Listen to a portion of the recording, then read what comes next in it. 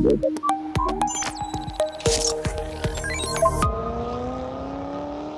guys, I'm Kranti somehow. Welcome to Times Drive podcast. एक नई शुरुआत because every time we keep talking about different news, views, reviews, and some other info on cars and motorcycles. But this time we have changed our format a bit. हमारे पास एक बहुत ही खास guest है आज, Akhil Rabindra, who will be talking to Akhil and try to understand a new form of racing, especially for me or maybe many enthusiasts, क्योंकि हम सभी we are fans of MotoGP, Formula 1, but कई बार होता है नए format में, especially जैसे GT4 की बात है, बहुत सारे लोगों को नहीं पता. So we'll discuss that. But before that, मैं एक और news बता दूं. I got my first dose of vaccination, and before all the after effects come, I want to finish this conversation with full energy. And आप लोगों से भी request, please go ahead and जहाँ भी मिल रहा है slot, please आप vaccine जरूर लगवाएं. So now let's start this conversation in today's podcast. और formally मैं invite करता हूँ and welcome करता हूँ. Thank you so much, Akhil, for talking to us, taking out time for us. And this is something, as I said in the intro also, the form of racing which you were doing, the season you were doing, is not very common in India.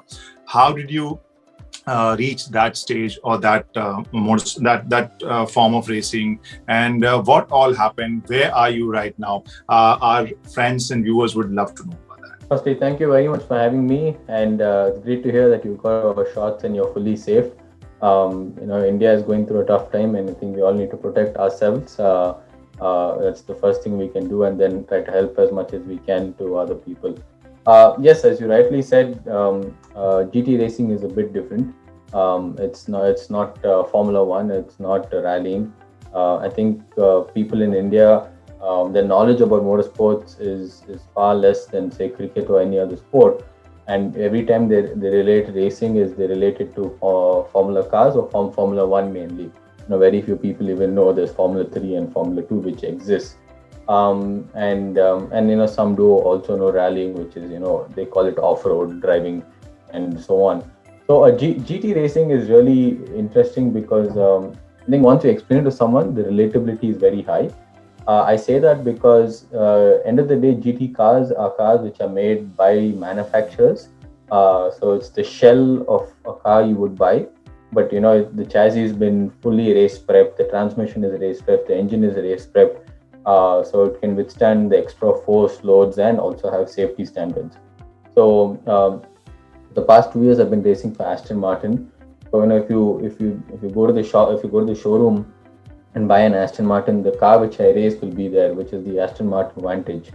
So when you see a lot of GT racing, you'll be like, oh, that's an Aston, that's an Audi, that's a Ferrari, that's a McLaren.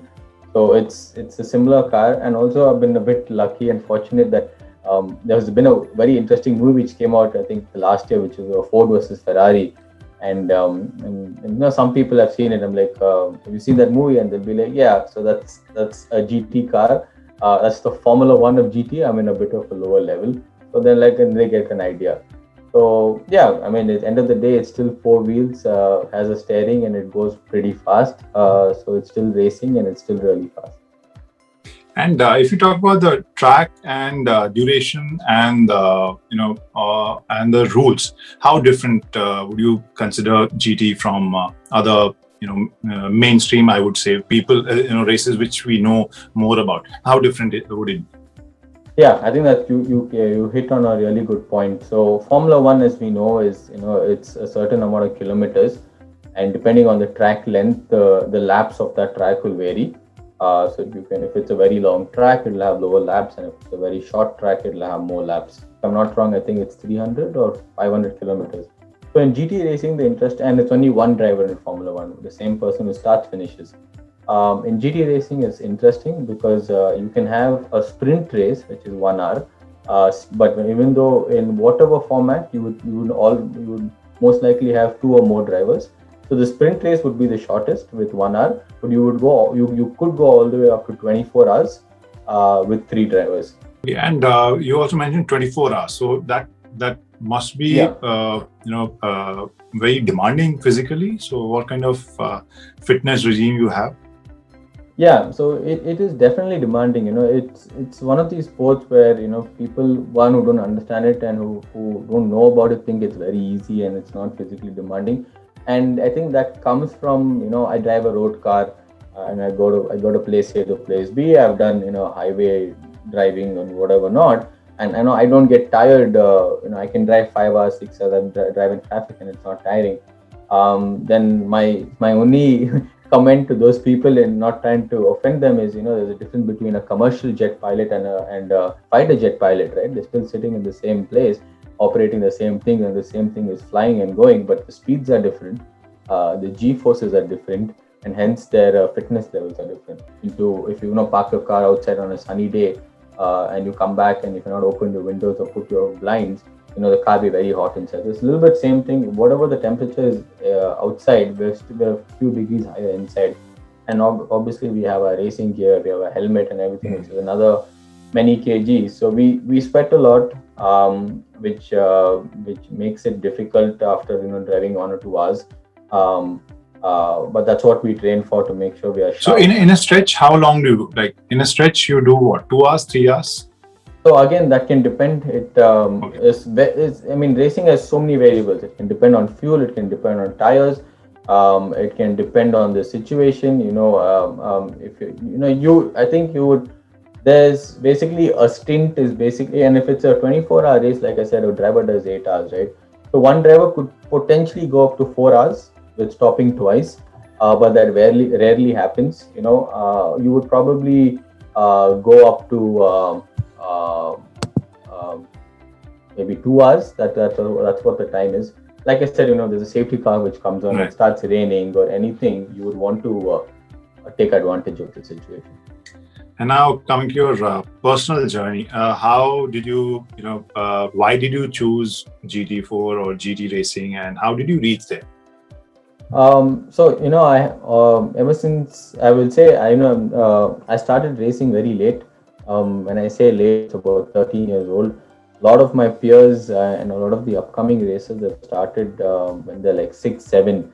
So there's a bit of a head start of 6 years, 5 years, depending on when they started. So we don't come from a racing family. We don't come from a motorsport family. So it was all very new to us, and we kept learning along the way. And like most people, when you start off, you want to go to the highest, fastest league in the world, which is Formula 1.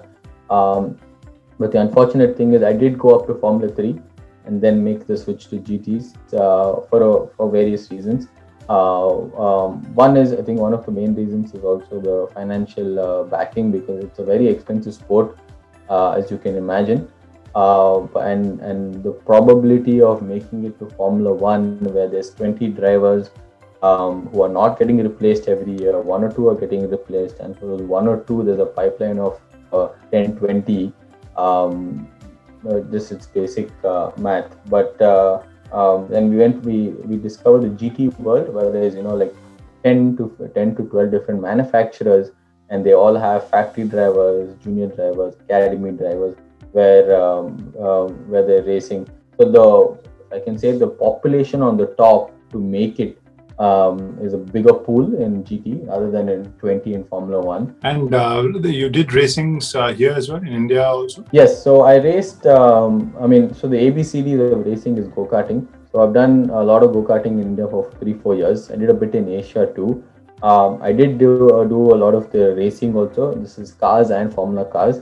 And once I basically raced everything in India, I moved over to the UK, which is considered the hub of racing, to continue my career. And you mentioned money or monetary aspect also. So any new racer who would, you also said that you're not from a racing motorsports background.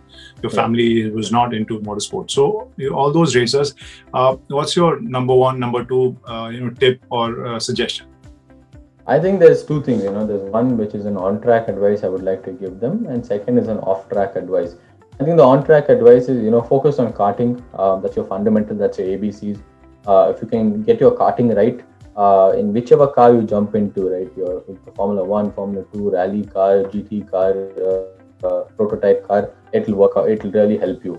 So it's really important to emphasize getting that technique right. and getting that base set. So whatever you get into in the future, it will be easier to adapt and learn. Second thing is, like I said, it's been an expensive sport. It will, and as it is, and it will be. So really focus on, I would say, your presentation skills, your marketing skills, on how to go and raise sponsorship. End of the day, you're selling yourself, so that helps. But you're trying to get a company, get a person, get a brand on board to back you, and you're trying to sell the dream. And more than anything, it's the art of negotiation and convincing. So, and if it depends on your socio-economic background. I had to raise money. I've got personal money, so I've got a combination. But the more you're able to sell, get sponsorship money and make a brand out of yourself, it will help you down the line, because the numbers keep doubling all the way to Formula 2, and it's some serious numbers when you get to Formula 2. That's very precise and very useful demarcation, that on-track and off-track suggestion what Akhil has given, and a very, very valid and in a very precise way, that get your karting techniques right, and also understand how to raise money, work on your marketing and personal branding front also. So now the last question, Akhil. Your future, what are your thoughts, and what are you aiming for, and where should we catch you next?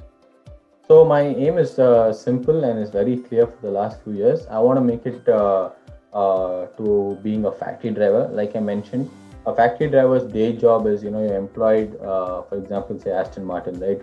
Your day job is to go race.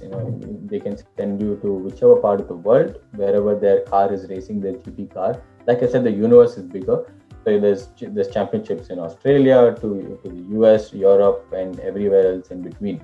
So they appoint you to go race, and your sole job is to win and get the car as many podium championships and hold the brand high. Right now on that ladder, I'm on the third slot, where I'm an academy driver. So my next aim or next slot to get into is a junior driver, which is a little bit in between, where I'll have similar roles. Once you perform as a junior driver, you make a factory driver. But like we all know, in any sport, there's always a team. There are always people who are fixed in it, and even in GT racing, even there are like 5, 6, 10 factory drivers. Not all of them are stepping down one shot. One or two step down, or more like one steps down. There's a healthy pipeline of 5 to 10 waiting. So it's always a fight. It's always wanting to prove. And in today's world, fortunately, unfortunately, being good at your sport is one slice of the pizza. You can be the fastest guy, but you'll still probably not get the opportunities. You need to be, I think the very fancy word I would like to use is you need to be an appreciating asset for the team. So year on year, you're building value and appreciation for yourself and them. So then, if on paper you're similar to a lot of people, then they'll still pick you over others. Fantastic. So again, using your expression only, both on track and off track, you need to be a fierce fighter if you want to succeed in this mode. So thank you so much, Akhil, and best of luck. We hope to catch up soon, and we'll keep an eye, and all our viewers would request all of you to keep an eye. कहाँ पर अखिल जा रहे हैं, क्या कहाँ race जीत रहे हैं, and do send in your appreciation whenever you see him winning. Thank you so much, Akhil, and good luck.